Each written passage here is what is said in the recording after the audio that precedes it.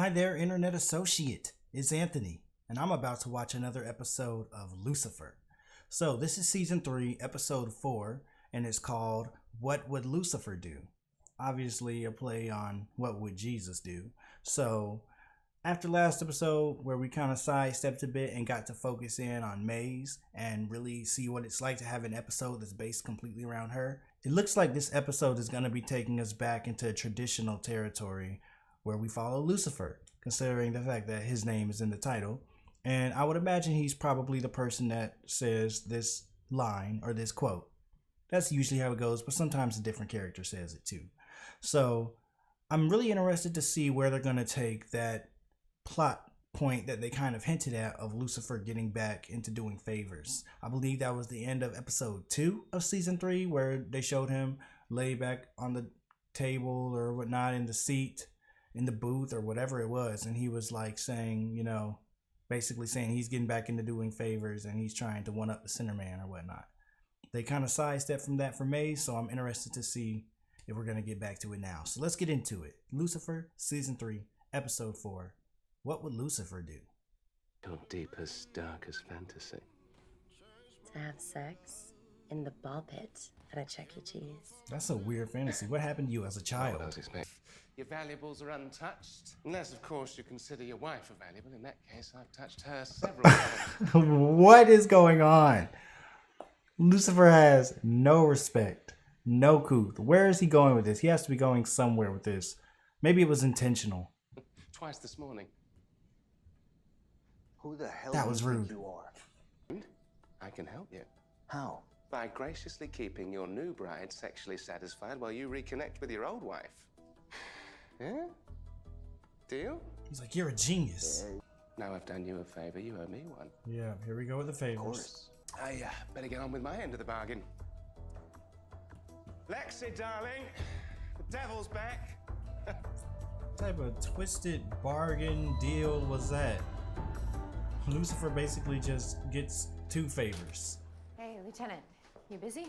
Depends what you're gonna ask me next. Well, Yes, in an effort to... that is a mood, as they say. I hate when people text me like, are you busy? Or what are you doing at this time? I'm like, what? Why? Why do you want to know? Depending on why you want to know, I can say yes or no. But since I don't know what you want to know for, I'm just going to default and say no. I cannot do it. He is so into you. You're joking. No. Scorching Really? fire, 5 alarm. Ella is very perceptive. She's probably right. Why you just hand him his phone? I wouldn't try. Now you have access to all my social media accounts. Why do they not even try to make it look like they're actually using the phone? Like the phone is upside Entree to down. all I feel like they things do that me, on and give me a purpose. Okay. Look, that phone is upside down. Whenever I see this on TV shows, it feels like they purposely try to do things where it doesn't make sense. Maybe they want you to know that it is not correct and just, I don't know. Maybe it's like a hidden joke. I don't know. It's just very interesting to me. Just whenever you're faced with a choice, ask yourself the question, What would Lucifer do? WWLD. What would Lucifer do? There's the title. So we see where this episode is headed, at least in one aspect. Amenadiel trying to be like Lucifer. This should make for some pretty interesting and funny moments. And it wouldn't be Lucifer if we didn't have a dead body thrown in the mix as well. Got an idea? Place of transformation. No, this is a scam. People can't be changed, trust me, I know. Perhaps they just need the right kind of motivation. As a former addict and ex-con, I'm living proof that people can change. Our kids graduate to better lives. Okay. Sorry to get all interrupted. All right. Well, it looks like that's about to be a big theme this episode too. Can people change? At least that's the feeling that I'm getting. Which is also kind of tying into Amenadiel trying to change and be more like Lucifer. And then you trick them into thinking they've changed by giving them wings. A most vile manipulation and completely unoriginal, I might add. Lucifer can kind of relate. The tool belt. It was a As Tyson always. chase. What is this song? Yeah, I'm about to blow it all on chocolate. Chocolate. This song is making me uncomfortable. Tell me, what is it you desire? For you to move so I can talk to my boyfriend. Oh no. Chocolate. Not yet. Thought you'd be further along. Dang.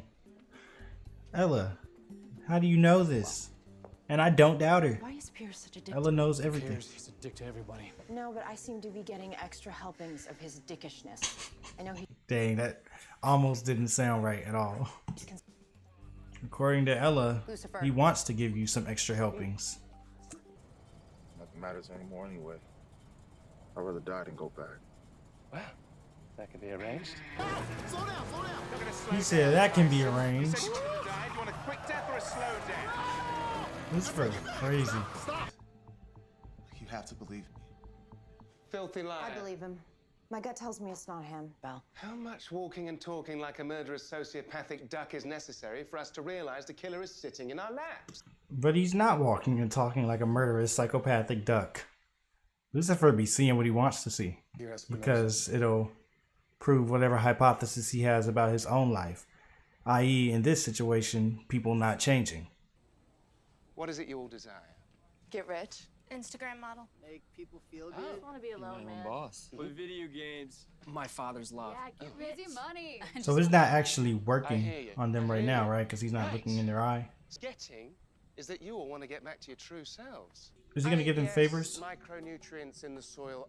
Well, I do have This to man mention really one has a thing up here saying how to deal drugs, man. This show is so funny. wonderful CEOs down in Sinaloa, Mexico. The right Perhaps I way. could arrange some internships. Internships. Oh, well, the road to hell. Don't get high on your own supply. Don't get high on your own supply. Snitches end up in One of the ditches. 10 crack commandments. Carly, front and center. My prized pupil. She had her own weed operation already up and running. So this Why are is you all telling yours. a police officer, detective Not saying words this? without my lips. I know what a prostitute is.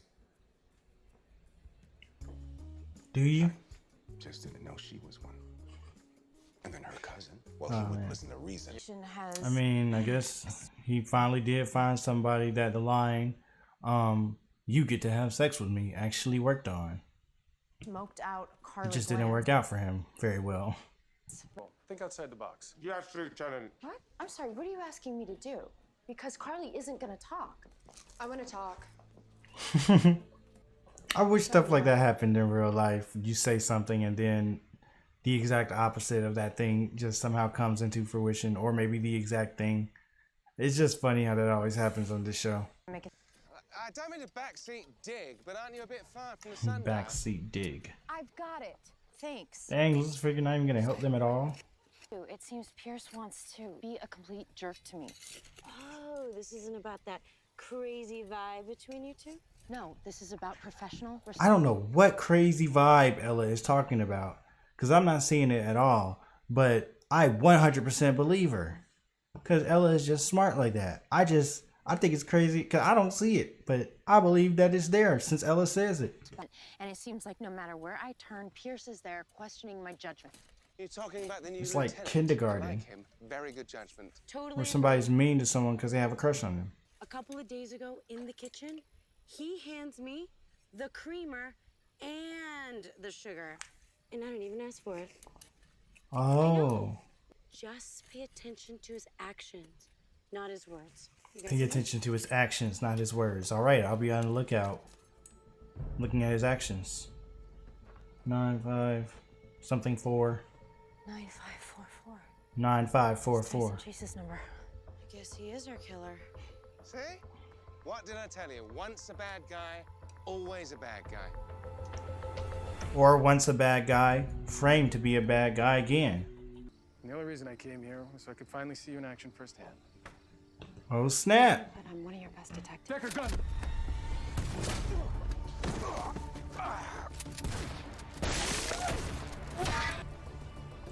I thought we were about to have a heartfelt, emotional moment or something. Like, this dude just came out of nowhere. And right when Pierce says something nice to Decker too, then suddenly he just gets shot like that. I know he's not about to die though, right? He's gonna be okay. Wouldn't that be crazy if he just died? Stuff just escalated so quickly. Wait, what am I saying? Didn't he say he was an ex-con himself? More proof there's no such thing as transformation. Can we talk about this later? I gotta get to the hospital.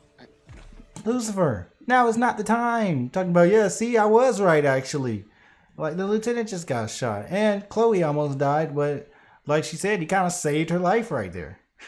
Lucifer still walks in. Hey, that proves my theory. Look, man, Chloe's fine. Luckily, Pierce was with her. And I wasn't. Ah, that must hurt Lucifer.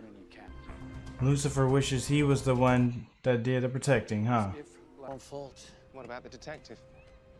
She was just in my way, man. I'm not going back to jail. Lucifer just used his wings. Oh.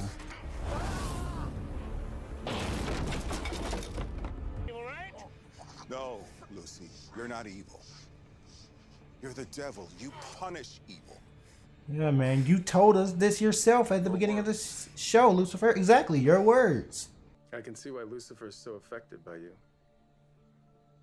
It's because you're special, Decker. Interesting that he recognizes that Lucifer is affected by Chloe in a different way. Nothing. Just took you walking a mile in my shoes to prove my point to me. Okay, and what point is that? That I haven't changed. Assuming that you were trying to punish today. Well, who else would I be trying to punish? Yourself, Lucy. There you go. Getting into Not the being deeper there for meaning. Chloe when she was in danger because you care about her deeply. If that truly is the case, then you really have changed from the old Lord of Hell.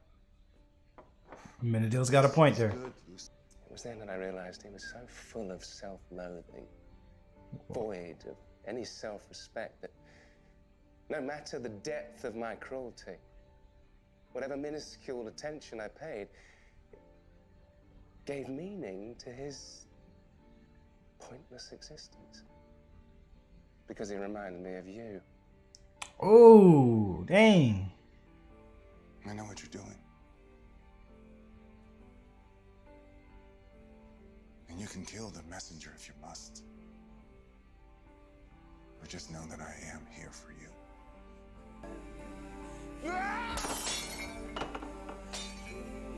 Oh, shattered glass. Lucifer looking at a distorted version of his face in the mirror. That last scene was pretty cool to me. Like, first of all, Lucifer telling that story about, you know, the person that he tortured for centuries in hell. For one thing, that was really interesting to hear just from the standpoint of hearing more about Lucifer's time in hell and the stuff he would do. We don't hear that much about that. But that whole story was just really interesting. And it's like, wow. So he said, like, this guy was a masochist that would tell him, like, you know, burn me, hurt me, whatever he would say to do to him. And then the one day he forgot about him, that was the day that he was hurt the most. And he just had so much self-loathing that just any type of attention from Lucifer whatsoever was the only thing that gave his life any meaning, and like, or his unlife, his death, whatever you want to call it, since he was in hell. And just the fact that he hates himself so much is probably why he liked getting tortured in the first place. And then Lucifer used all that deep story where you're like, whoa, to turn around and turn it into an insult on a Menadil. Didn't see that coming. It was slightly funny, but also still, it was also just a very kind of a deep moment to show, dang, like Lucifer's like really upset, really mad with a Menadil right now, but honestly, truly really mad with himself, I think. And that's kind of what a Menadil was saying to him. Like, you know, he wasn't really trying to punish that guy. He was trying to punish himself. And right now it feels like Lucifer's been acting under this guise of wanting to take his anger out on other people and blame other people and say that other people can't change and all this other stuff. When really deep down, everything he's feeling is just feelings that he's feeling about his own inner self. I don't know exactly what it means yet, and maybe I'm looking into things too much, but I thought that this last shot with Lucifer talking, with him looking into that mirror, and it's like this big crack over it and everything, and his face is kind of distorted, and then the song says,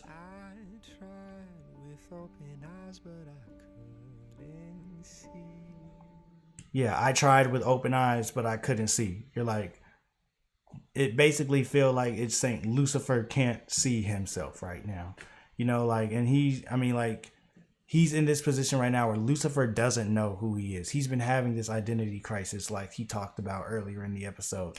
Like, is he the devil he used to be? Is he a new devil? Is he an angel again? He's got wings. Is there somebody else that's doing favors better than him now? That was his thing. He was the person that did that. He's been dealing with this whole identity crisis this whole season so far. And so I felt like that ending right there kind of really visually and auditorily, if that's the word, represented that. And I thought that was really cool. And I also loved what Amenadiel was saying when he pointed out how much Lucifer is caring for Chloe, because that right there is a great example of how much Lucifer has changed. And I feel like that also tells us why Lucifer was so adamant on saying that people don't change and people can't change, because he himself doesn't like the person that he's changing into or has changed into at this point. So he's kind of in denial, and he wants to say, nope, I'm the same devil that I've always been. And now in his mind, he's kind of retconning the devil that he used to be by trying to say he was evil. When, like Amenadiel said, in Lucifer's own words, he has told us that he's not evil. He punishes evil. So all this is really interesting, and I like where they're taking it. Even just the title of this episode, What Would Lucifer Do? It brings a lot of things about just the very essence of Lucifer and his personality and everything about him into question. So I really like where they're taking this so far. And I feel like this is a great direction for this season. Kind of this idea of questioning, having Lucifer question himself and everything and who he really is. So loving it. I guess it was pretty clear that Lieutenant Pierce liked Chloe more than he was letting on. Like, not, I don't necessarily mean liked her, but like he was going really hard on her and, being really tough on her, probably because, he had higher expectations, higher standards, all that. And then, like he said at the end of the episode, he didn't want her getting too much of a big head. That's often the case when you see a situation where one person is just going really hard on somebody and then they're just letting somebody else kind of like, slide all the time. And it's usually pretty clear that the person that's sliding is not nearly as hardworking or, efficient or doing as good of a job as the other person.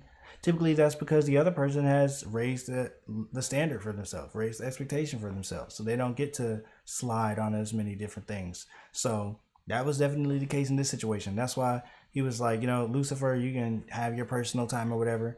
But Chloe, he wanted to make sure she was always on top of her game. And then he just wanted to see her in action. He ended up actually being very handy there when he saved her life. And that also, I liked how they allowed that storyline, which was interesting in its own right. Chloe and Pierce and everything that was going on within this episode. But it still ended up tying in pretty crucially to what Lucifer was going through this episode, because Pierce saving Chloe the way that he did definitely hurt Lucifer in a way. Because like they talked about, Lucifer felt like he had failed himself and failed Chloe because he wasn't there to protect her.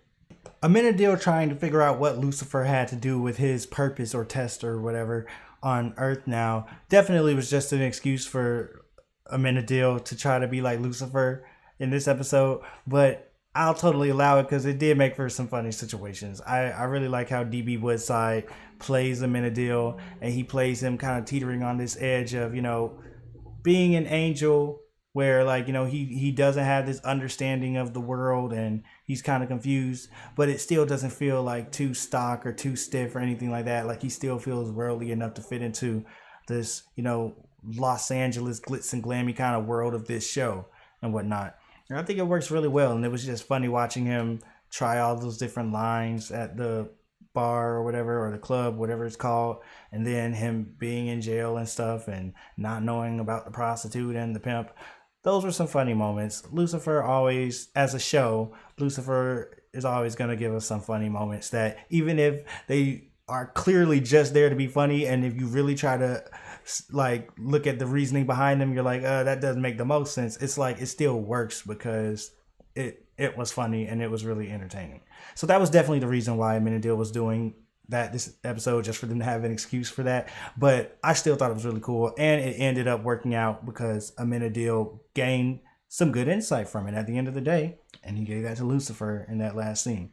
And that last scene was really strong and powerful. A lot of other stuff went on here. This was overall a very entertaining episode. I enjoyed everybody who was here. So, yeah, don't really have much more to say. Go ahead and leave a comment down below and let me know what you thought about the episode.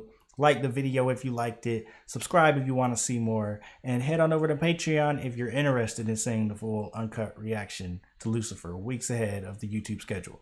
And if you're not interested, then just stay right here on YouTube. That's totally okay too. I'll see you all later. Goodbye.